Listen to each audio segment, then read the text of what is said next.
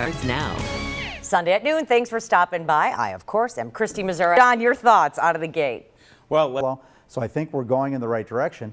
And this deal that the governor made with the Senecas, I think, is good both for the Seneca Nation and for New York State and for Western New York. It also allowed the racinos to continue to operate, which is more revenue for the state.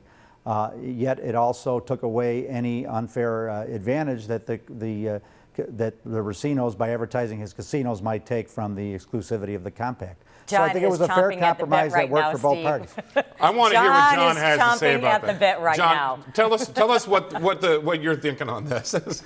Well, I don't know how. It's usually me going after Steve. It's your turn. Well, it's really kind of crazy when you consider that these racetrack casinos have pulled in almost $1 billion in the last 4 years alone. And that is specifically taking market share away from what was supposed to be the protected market share that the Senecas were paying for. They were paying 25% of their revenue of their casino slot machine drop.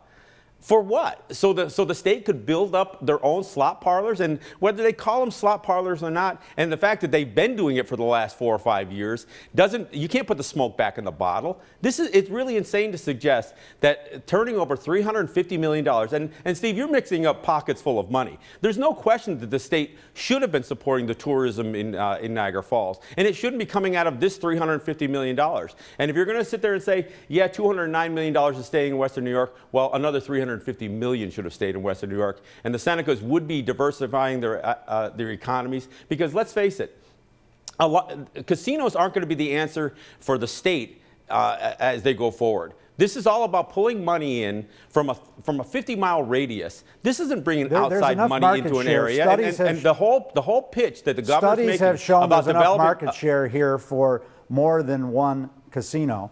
And as a matter of fact, when you get more activity, more people come in.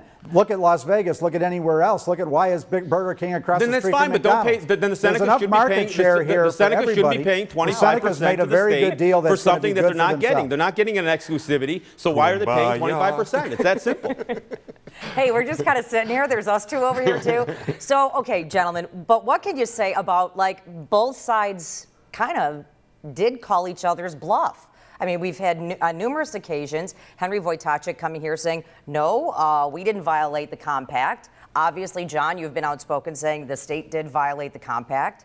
And now the governor admits they did. And if we wouldn't have had an agreement, Christy, this would have been going on in arbitration and going on in court, and it would have been a drag on both the state and the Seneca Nation. Well, there's no question Seneca Nation. They were just putting money aside. This was a good deal for the Seneca Nation. They also had to worry about their compact renewal. They're also in a position where they can expand. Well, it's interesting. So they got to pay the state to ensure that they're not going to have their compact renewed by the state. This is, I mean, that's a whole other set of bribery issues. No, that's not another set of bribery. Why would the state? The Senecas shouldn't have to pay 25% of the slot drop just so they can get their compact renewed in 2016. And that's the premise that really is why this thing went forward the way it did. There's no way they should have been extorted for 25% just to have their compact renewed. There's no extortion here. Ladies and gentlemen, coming to a theater near you. They're given a concession for the state to allow to operate. They were given a concession to the state to allow to no, they don't need the state. They weren't allowed to operate. There's federal law that it takes both sides to give something to have a good agreement. Let's just settle this right here. The one thing we all know, and we all agree,